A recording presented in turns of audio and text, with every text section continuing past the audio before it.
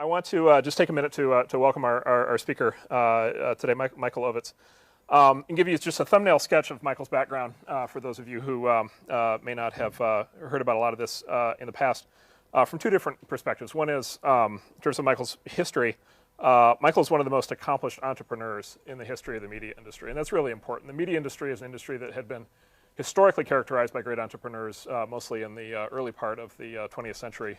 Michael is remarkable for having been a highly successful entrepreneur in the second half of the 20th century, and particularly between 1975 and 1990, where Michael built basically from scratch from 1975 the top talent agency in Hollywood in 15 years from a standing start.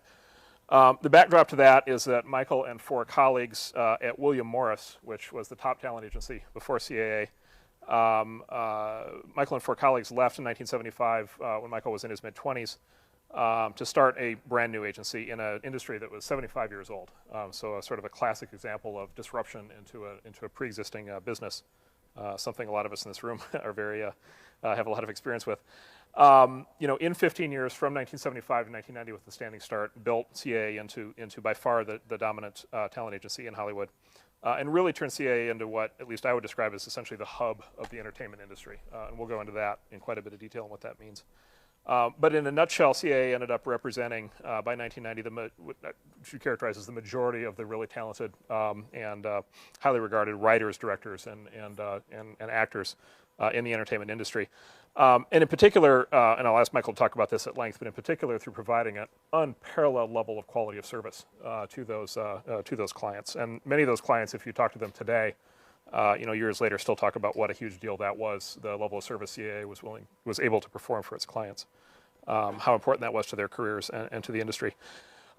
Entrepreneurs in the room may also enjoy knowing that CAA was in fact a lean startup before its time.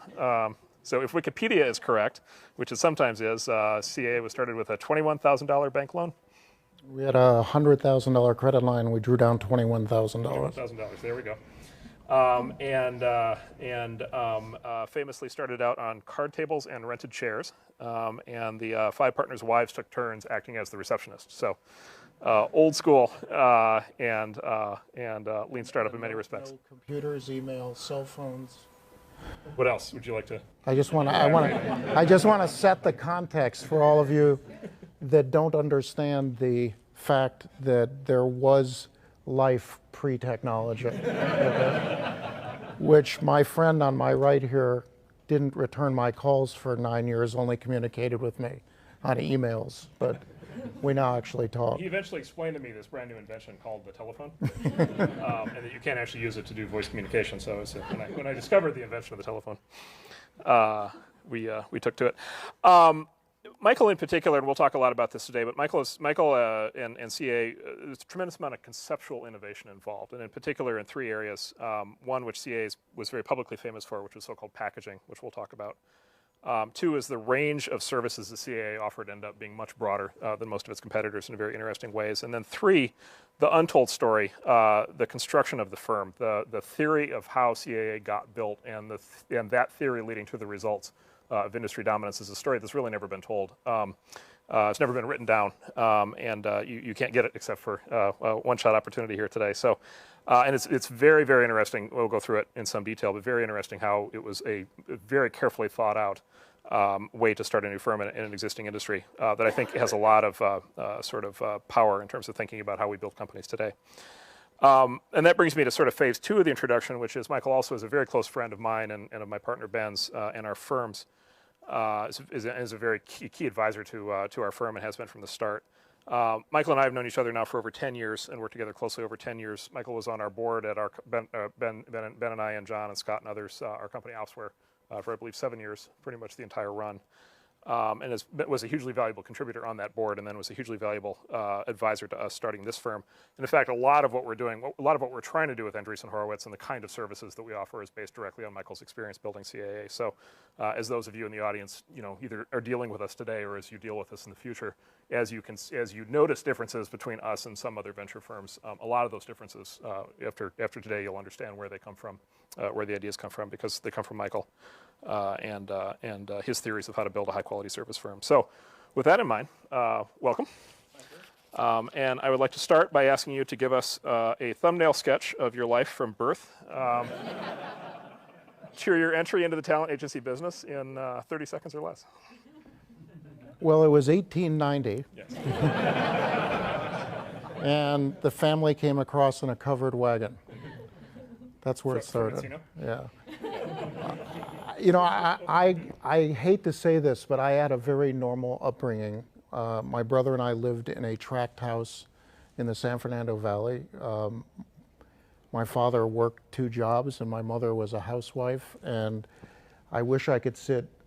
I was giving a talk about 6 months ago, and I followed a speaker who was so empathetic because his father was an alcoholic and his mother was a prostitute taking drugs, and his brother was incarcerated, and he made it through an Eastern school that I couldn't get into because I wasn't smart enough. And I said, my God, when I got up, I feel terrible because I had normal upbringing with a normal family. And I just felt terribly disturbed by that. But nobody's perfect. yeah, I know. I was a product of a normal upbringing in a tract environment where all the neighbors got together, all your friends were in the neighborhood, went to public schools all the way through college, and something you can't do now in this country, which I think is really sad. And what was most interesting and probably had the most effect on my life is that I grew up 3 blocks from RKO Studios. And after I would get home from school, deliver the Herald Examiner in the afternoon, we would crawl under the fence almost 3-4 times a week to watch them shoot black and white Saturday morning serials. There's no one in this room except for the mayor, Mr. Conway, who understands, who I want to thank for being here and also thank for introducing me to Mark, probably one of the seminal relationships that anyone's ever put me into, for me anyways. I can't speak for Mark because he may not think that way. But I know Laura does, so I'm okay with that. Yeah, so, you know, we snuck in under the fence every day in a time, remember, this is, you know, the 50s in the valley, the San Fernando Valley, now known as the pornography capital of the world. But it was known as the movie capital of the world, and we would sneak in, and there was no such thing as terrorism, and people weren't worried about people sneaking around, and you could actually walk around the studio, and you'd get thrown out always usually by the same security guard, but it was more familial in nature. But at a very young age, frankly, around 8 or 9 years old, you started to think about the entertainment business. So then talk a little bit, if you could, about joining William Morris and sort of how you got in, and then what your experiences were there. And in particular, very interested in the fact William Morris as a firm started in 1898, so it had been in business for a long time by the time you got there, and had a whole bunch of strengths kind of from its history, but also, you know, potentially some vulnerabilities. My road to William Morris was actually quite simple. When I was 17 and a senior in high school, Universal Studios decided to start a professional organized tour of their lot. And that hadn't been done before. Normally, if you wanted to take a tour of a movie studio, you had to know someone on the inside, and they'd usually have an assistant take you around. And Lou Wasserman at the time put one of his executives in charge of it, and they actually decided to hire 10 tour guides. And I was one, there were 5 young men, 5 young women, and I was one of the men, one of the young men that was hired in my senior year in high school. And the thing that was extraordinary about it for me is that we were hired in May, right before I graduated, and we were given in June, July, August, before those of us that were there were going to go off to college, because it was basically a summer business, the right to walk around this 500-acre lot and ask any department head any question. And this was the last great lot in the business where every department that was there was a self-sufficient department on its own P&L, and they actually made product on the lot. And that was an extraordinary learning experience for me. When I was there a year, I was actually hired away by accident by one of the guys that I started with was hired away to go to Fox. And he asked if I wanted to go with to start a tour at Fox. I said yes. I went with him, and I was 20 years old at the time. And 3 weeks after we got there, he was accepted into the Art Directors Guild, which left me at 20. And of course, I didn't tell them I was 20. I said that I was older, because you weren't allowed to be on the lot if you weren't 21. And I hired about 75 people, mostly friends from college, a place where I didn't attend many classes. And we started a tour at Fox, and I noticed the most interesting people that were coming on the lot, aside from the filmmakers, were people coming around and dealing with everyone on the lot and had access to almost everything. And in doing homework, I discovered that they were agents. I did a lot of investigation as to what they did, and I realized that what I wanted to do was get an agency license while I was in school and be able to practice under the state labor board license and be able to have the license while I went ahead. And one thing led to the next, and I basically walked into William Morris off the street without knowing anybody, because they were the oldest and the best, albeit though at the time not the hottest agency. Heat in the entertainment business, until all of you came around and disintermediated the entire media business, used to be a very important part of how things worked in Hollywood. But William Morris was the most stable. They'd been around forever. I liked the way that they functioned. I walked in off the street. They had a 3-year formal training program, which was formalized by certain things that you had to do. And in a brash statement to the head of HR, I suggested to them if they gave me a job, I would complete the program in 90 days and take a test, not having any idea what I was talking about, but hoping to differentiate myself from every other person that walked in the door. And I think that the HR guy was so amused by me that he actually said, okay, and he said, will you give us back our money if you don't make it? And I said, yeah, I said, as a matter of fact, I'll work for free. And he said, okay, but he did pay me. It was, I got $55 a week before they took the taxes out, by the way. And I started in the training program at William Morris. I was 21 years old.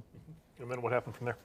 I went ahead and decided to approach the training program as if I was going to get a master's degree in business, basically. I was going to school at night, and I was basically staying there 7 days a week and starting to get the rhythm of when the senior executives would be there. And I realized very quickly in the second week there, the key to the business, there were 2 keys to learning the business. Key 1 was to get into the file room. Now, you guys may not know what a file room is, but I want to explain it to you because I think it's very important. The file room is a place where they have a lot of cabinets and they have drawers.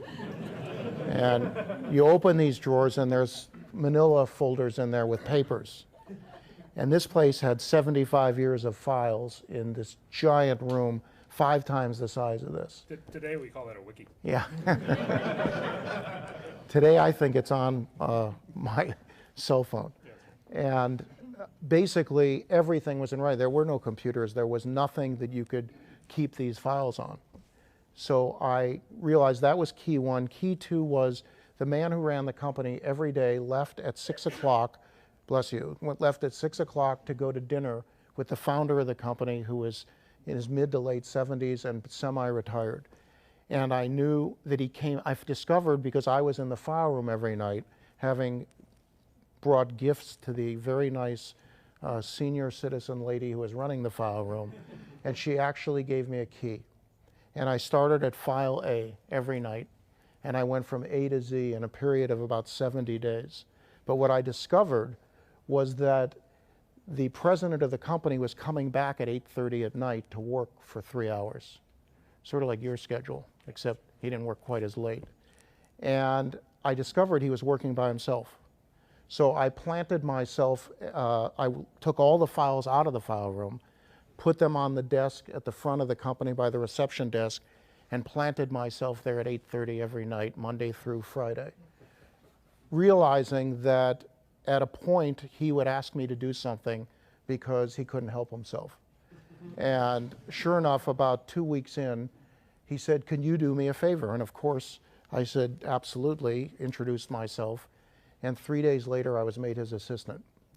And I became the assistant to the president of the company 90 some days after I started at the company, which had little to do with anything except for the fact, and I find this interesting for entrepreneurs, the other 20 young people that started in the mailroom with me waited to be handed things to do, and waited to be told what to do, and waited to be told what to read and what to learn.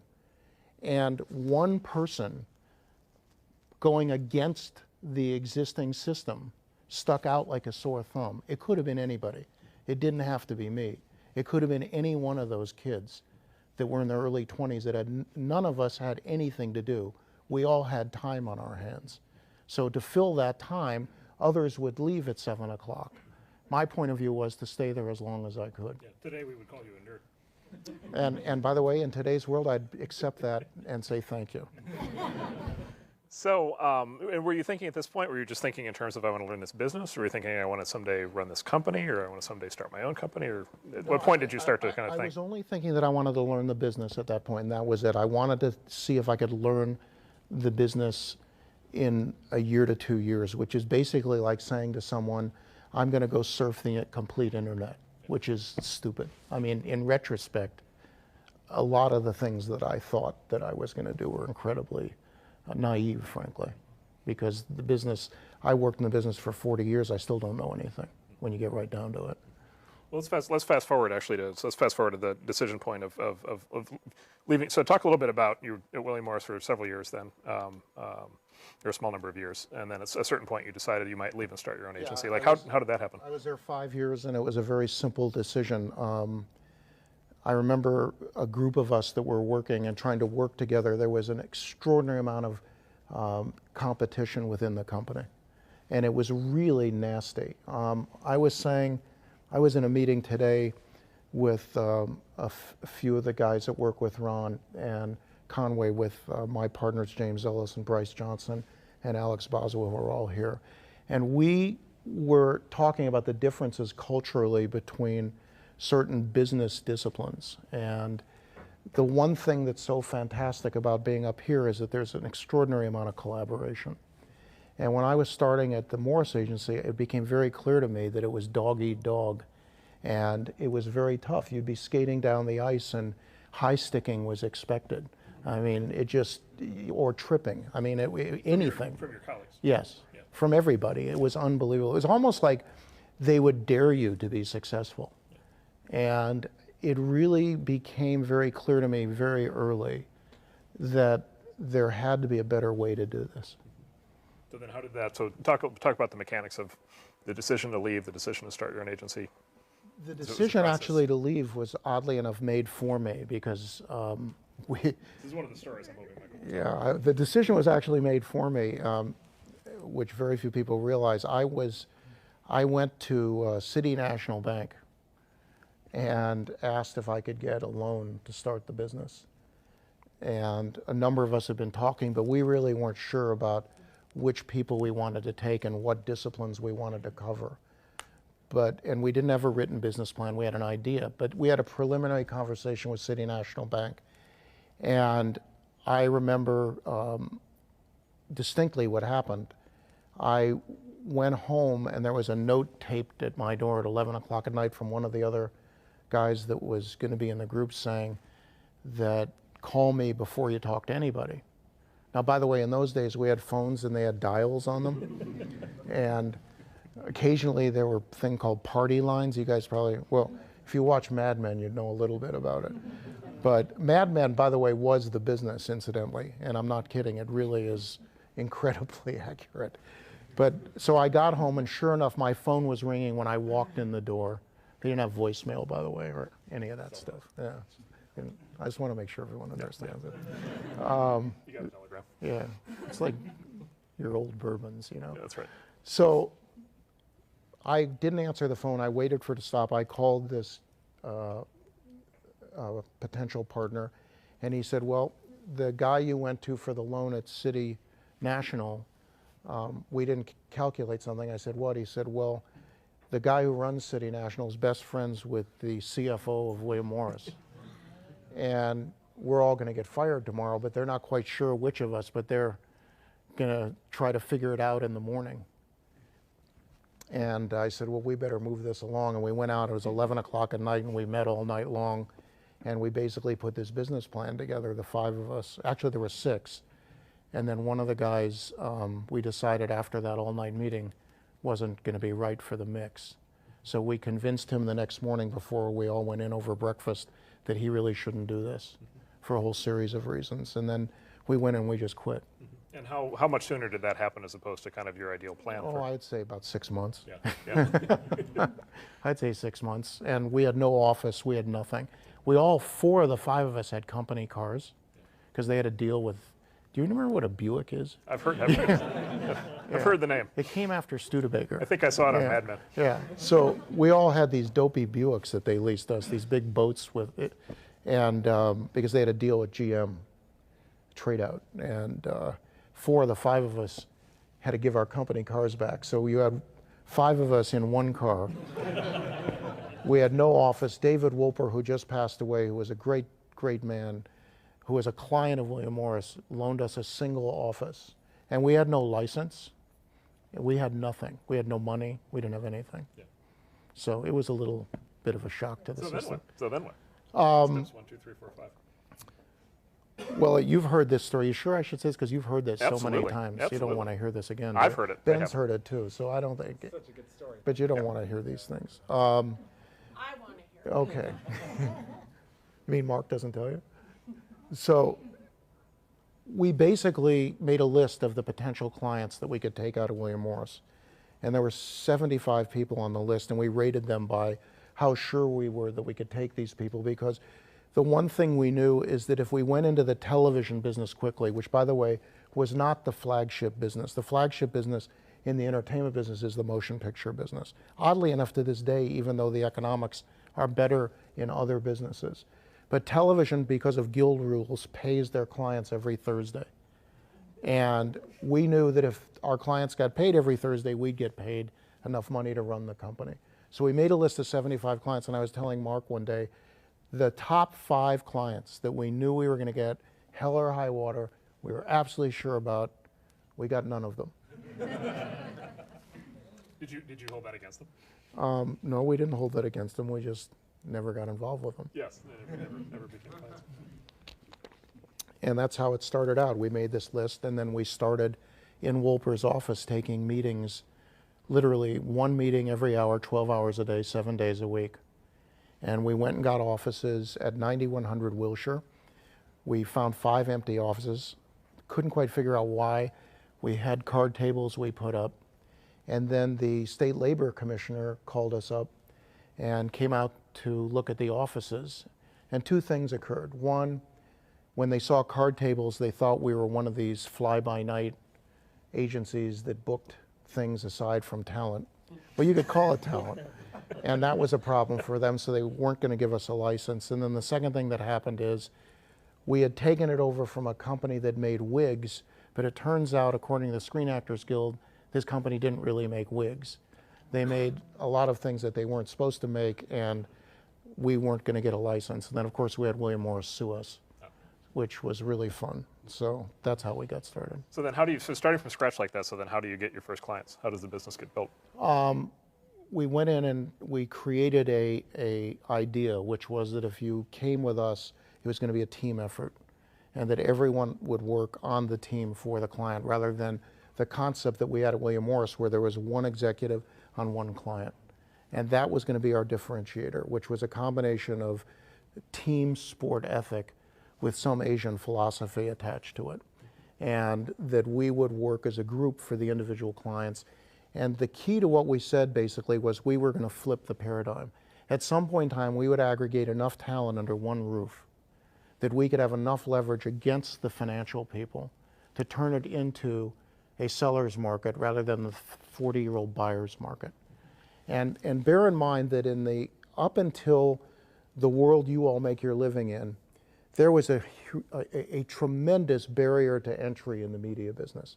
You just couldn't get in. When I started in the business in the 60s, if you didn't have a relationship, at one of the 3 and only 3 television networks. There were no cable companies, no DBS, or one of the 5 record companies, or one of the 5 publishing houses, or one of the 6 studios, whatever you would want to read, see, or hear, you couldn't get it done. So if Ben had an idea, he couldn't get it out there unless he got through these gatekeepers on anything, whether it be a book, a record, a film, or a television show. And these gatekeepers were incredibly difficult about getting through their system. And our concept was, if we could get enough talent together over a short period of time, we could put them all together in different formats and then go back and force the market to change. And we started taking meetings, and for 3 years we met 7 days a week, 12 meetings a day, while we were still trying between meetings to get these people work, and then trying to put these people together. And we did that, plus a series of other moves which no one had done, and to this day I don't know why they hadn't done it. The base of a lot of film were books and magazine articles. So we went to New York and we courted the publishing houses and the agents, and we said to the agents, if you give us your material, your authors, A, we will not represent authors to publishers, so we won't take your business away, which the big agencies did. And B, we'll give you all the commission. You can have all the commission on these ancillary rights, no splits, because we'd make our money off the clients. And all of a sudden, of the 150 independent agencies back there, within about a 12-month period, we had 80% of them, and all the publishers. And it threw the whole creative community into turmoil. And as the other agencies noticed you doing this, did they attempt to respond? The good news was they were too set in their ways. And I think the interesting thing that doesn't change, where I believe past is prologue, and it's happened so much up here in the Valley, the amount of steadfastness of the rules of these companies kept them from being nimble. And as we grew, and we did it organically, we were always very nimble and could move and change. And I had a thesis in the business, which was anyone that worked at the company was a partner. I would introduce people in the mailroom as partners in the company. There were no titles in the company. I didn't have a title for 12 years. Nobody had a title. Everybody was a partner. And you'd introduce everyone as a partner, and you'd treat everyone equally. And secondly, any idea that anyone had would come up in a meeting. We met every morning. And we started our meetings at a time when you go to sleep, 7:30 in the morning, because what I discovered was all the other agencies and studios started their meetings at 9:30, which was quite civilized. We ended at 10 when they were just starting, and then we could call all their clients and pass out all the information. And we met 5 days a week. They all met 1 day a week. And everybody knew what everybody else was doing. That was the basic goal. That hasn't changed to this day, 35 years later. So a lot of companies start with the goal of having a very strong team dynamic, and sometimes it turns out great, and sometimes it doesn't. How in your view how did you make sure that there would be a team dynamic? We enforced it. We rewarded for it. People were paid based on how the whole company did. People were paid less on individual performance than on how the company did. People were rewarded constantly, both financially and verbally, for getting other people's direct clients' work. And we just preached this team ethic constantly, and the constant meetings and social events made everyone bound together. But more importantly, we didn't, for the first 5 years, we never hired an outside employee at an executive level without everyone being part of the interview process and recommending someone in their area. So if we were looking for a new film agent, the film agents would find the people we wanted by who was our biggest competitor, and we would go after them. And then the other thing we did is we really overcompensated for performance as a group. We did not overcompensate for individual performance. As a matter of fact, culturally it was frowned upon.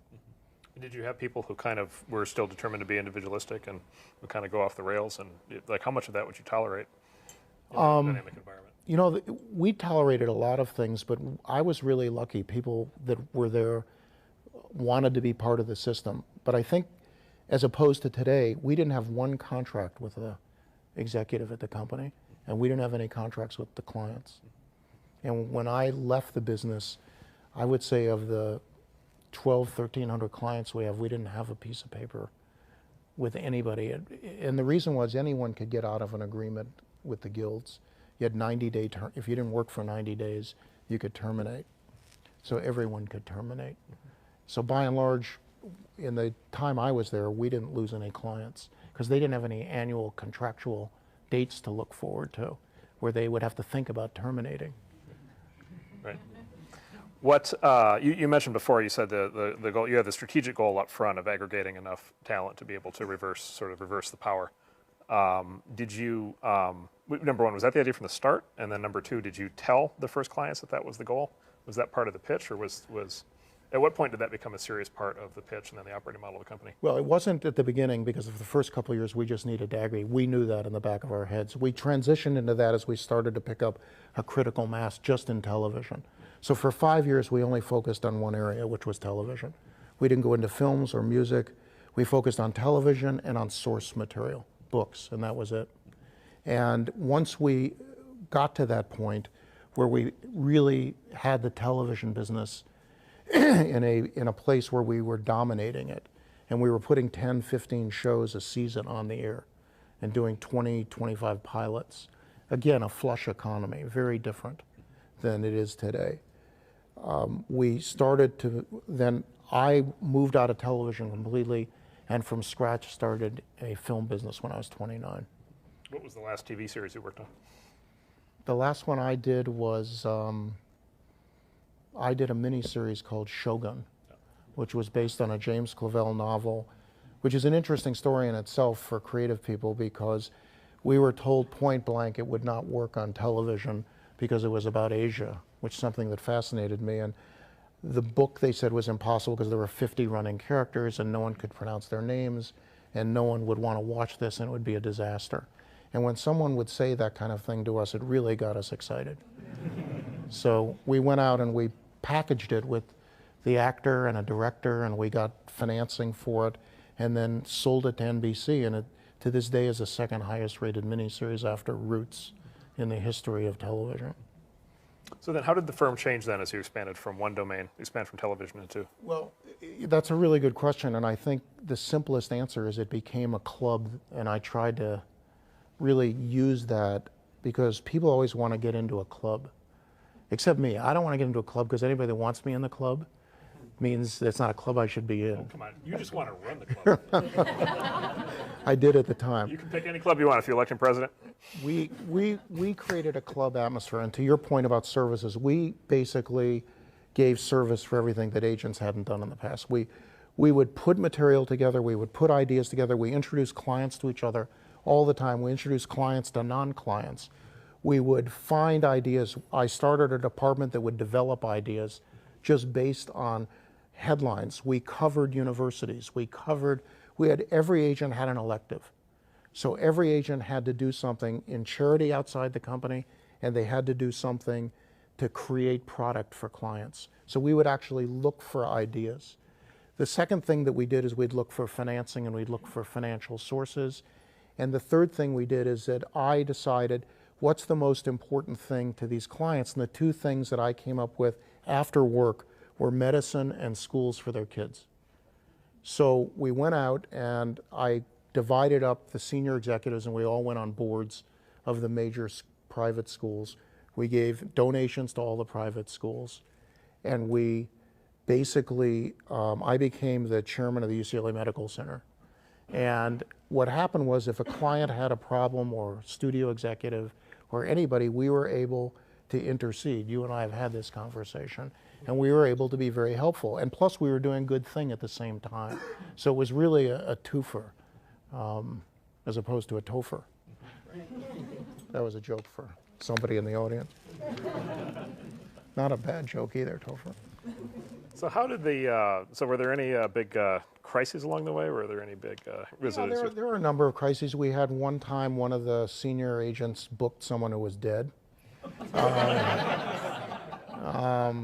think I saw that show. Yeah, it's a sort of legendary story in the business. He we encouraged agents to find roles, if there was a place to generate income and it wasn't our client, to find a role for somebody and then go to the person, and then you'd be able to take them as a client. He hadn't checked, but the guy passed away a couple weeks. And therefore the movie Weekend at Bernie's. Yes, pretty close, there we go. pretty close.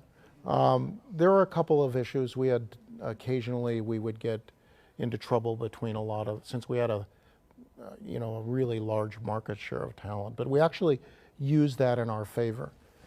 Early on when we started, one of the first things I wanted to do when we started, we were a year old, I wanted to merge us with a really active literary agency.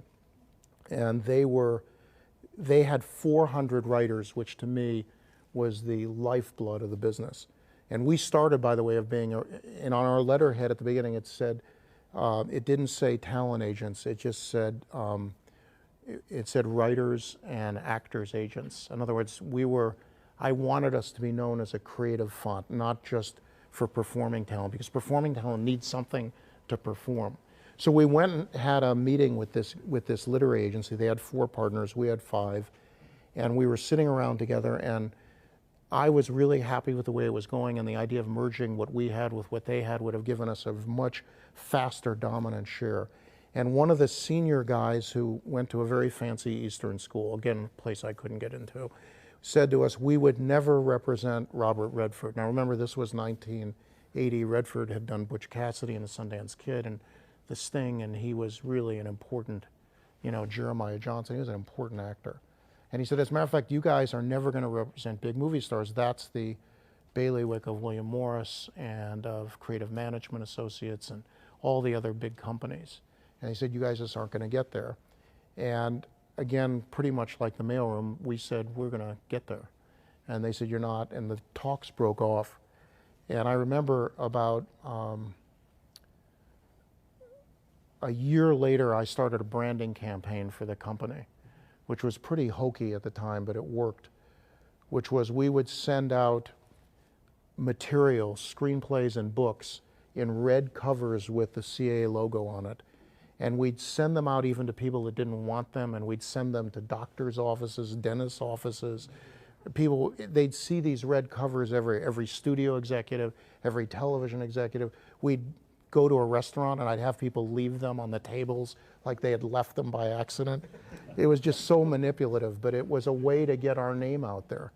And so there's red covers. In today's world, we would have been eaten alive by the environmentalists. But these are 120-page scripts, sometimes big, thick books, giant red covers everywhere.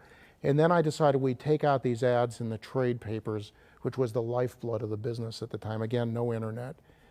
We took these ads that were all red, and the concept was I wanted to do one a week every time we signed a client. And I worked really hard to start to sign actors, and we went out and signed very quickly Redford, which was a targeted guy for us because of what was said. And we started with that, and then every time we signed a new movie star, we would take that red ad and mail it to these guys. Was that satisfying for you? Not really. Yeah. Okay. It was good for this story, and I knew we'd be sitting here. Okay. Now you said this is now I got one that I'll be curious whether he'll fess up to in public. So rumor has it, according to you at one point, a rumor I heard from you is that occasionally you would turn down people as part of the process of. Yeah, we did that, and it was painful, but it was done to make a point. Yeah. I remember. Specifically turned down clients. We turned down big clients to set a reference point for us that if you wanted to be in this company, that it was a special thing that you got accepted into this company. Yeah. And it used to just eat my stomach out to turn these people down, but we had to do it to create an image for ourselves. Yeah.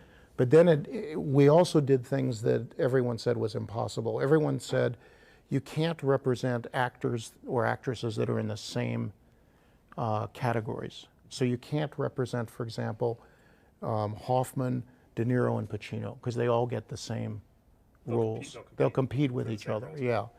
And we took the point of view that it's better they're all in one place and they all know what each other is doing, and we should put you all together. So we started we signed Hoffman very early on in the late 70s. And then I signed Marty Scorsese, I think, in 1980, and his best friend is Bobby. So I went to Dustin and asked him, I told him my plan, I'd like him to help me sign Bobby.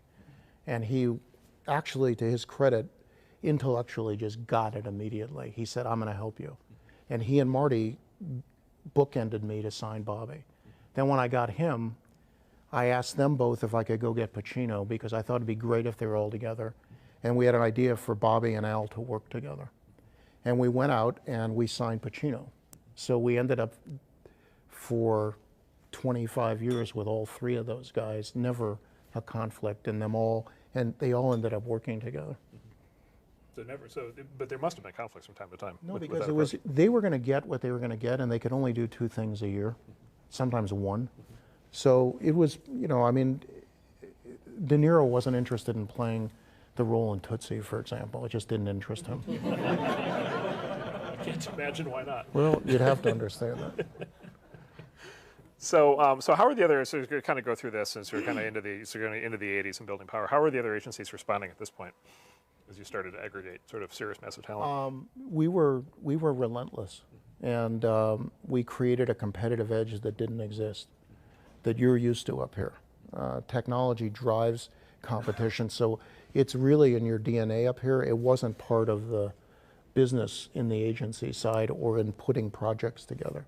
And expanding one's business outside the core business wasn't in the DNA of anyone out there. You're either an agent, but the concept of creating ideas for people and creating projects didn't exist. It just didn't exist. Can you talk a little bit about packaging? This was the core of the business, and still is today, which is try to do what MGM did in the 30s, which is you have all of this talent under one roof, mix and match them, put them together, find things they want to do, put it all together before it ever gets to a financier, to a distributor, I mean. And that's what we did. So we would have a group of agents that would create ideas. We had 4 to 5 agents on every client. So if you were a client of the company, you'd have a talent agent, you'd have 2 or 3 literary agents, you would have an agent that would handle special opportunities. So you didn't just have one person. And that was really important to the thesis, because that way if clients wanted, human beings always find some reason or other to get upset with other human beings. I'm sure it doesn't happen in the Valley, but it sure does in West LA. And if you had enough people surrounding them, they could move between agents. We had one client, Bette Midler, who is a really gifted woman, who went through 5 different people till she found the right chemistry. But she didn't leave us. And that was the critical cog in the wheel. We also were very good at creating opportunities for clients. So if Michael Crichton gave me a manuscript, which he did, and I read it and I thought it was really a great idea, if I was in the old agency, we would have taken the manuscript for the book and just sold it as is, unattached, to Universal or to Fox, who had made Crichton movies before. But the rule at our place was nothing was to go out unattached. You're well known for your will to win and your competitive nature. Do you have a favorite competitive win from the CAA days, or by the same token, a crushing loss? I'm embarrassed to tell that story. Well, in that case, you have to. No. I don't think I'm going to. Your after-speech drink is riding on it. You know,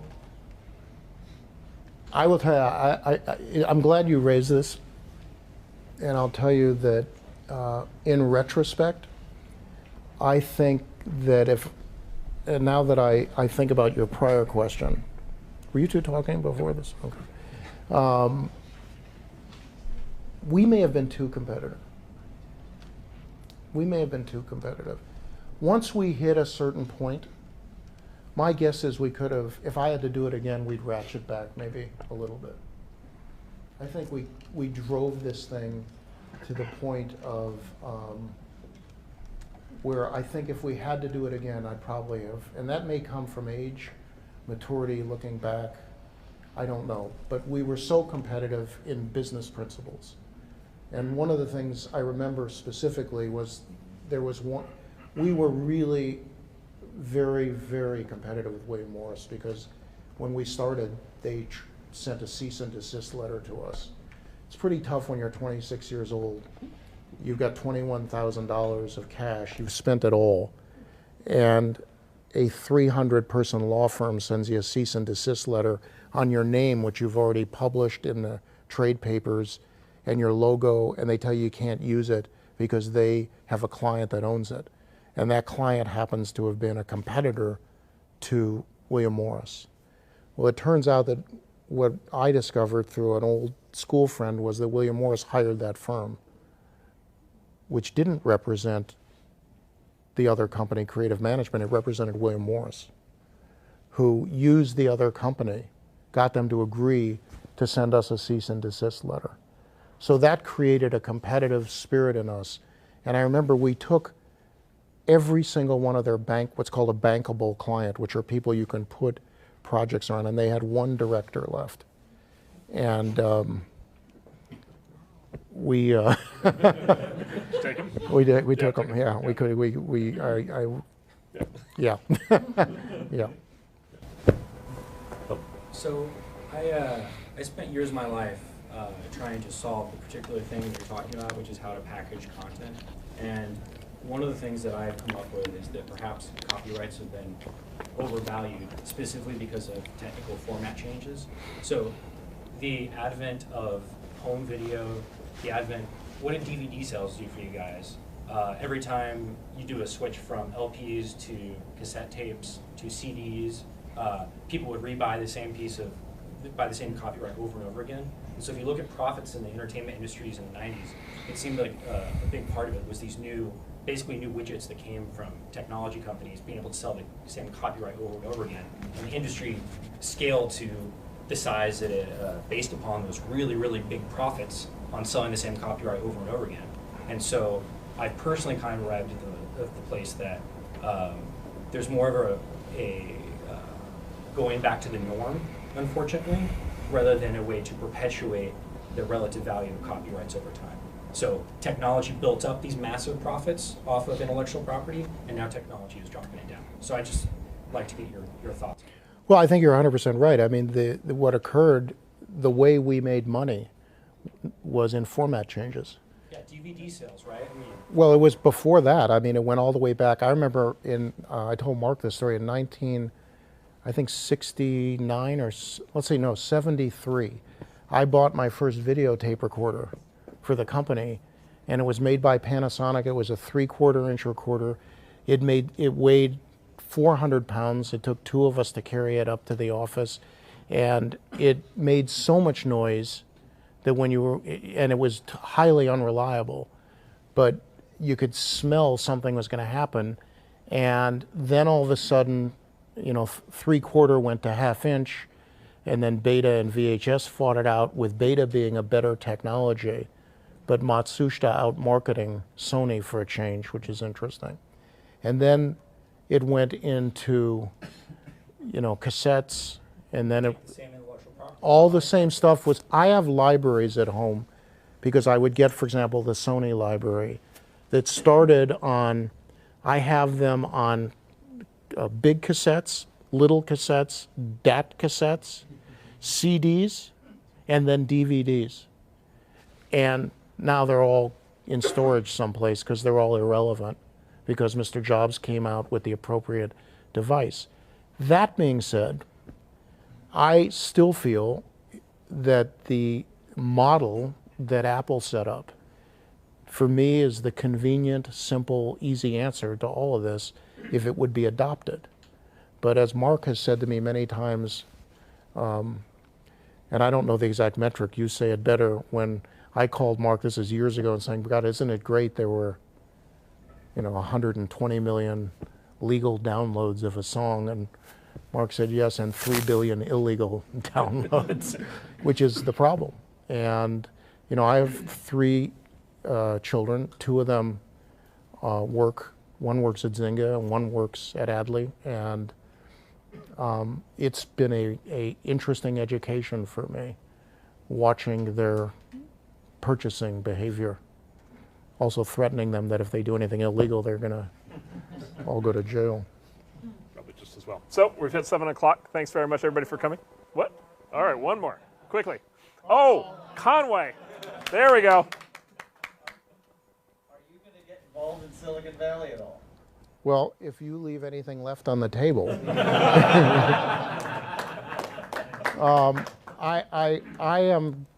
I'm really enjoying myself up here, frankly, and we're doing, as I mentioned, Bryce and James and Alex and I are spending. Alex lives up here. We've been coming up every week and enjoying it, and I don't think we're doing anything different than we were doing, but I think we're just increasing the pace of it and really getting involved with a lot of different kinds of companies that people might not have thought we would be actively involved in. And we're finding it really a lot of fun, frankly. I mean, we're involved with one company right down the road here that you wouldn't think would be something that we would get involved with. I don't think it's anything, we can mention it, right? Or not? No? Okay, we're involved with a company that's really a very highly technical company. And you wouldn't think that it would be something we could add value to, but we were asked by the founder, one of the investors, to look at, and we did, and we actually have come up with some ideas for them, which we've executed over the last year to create a commercial side for them. Ron, I'll whisper this in your ear after you sign an NDA. Yeah, and then we enjoy coming up here. I have to publicly thank Ron Conway, who is the guy who introduced me to what I think is one of the single most important relationships in my life, which is Mark, because I love Mark and Laura and Ben, who I got to work with, and the whole crew. But if it wasn't for Ron, who 11 years ago came down to see me in LA and said that I think you ought to meet this guy, Mark Andreessen, you know, I probably wouldn't be sitting here right now. You'd be doing something much more fun and in a much more exotic location. Any more questions, Ron? All right, if Conway's clear, we're clear. Thanks very much. Thanks, everybody. Thank you, sir. Great job.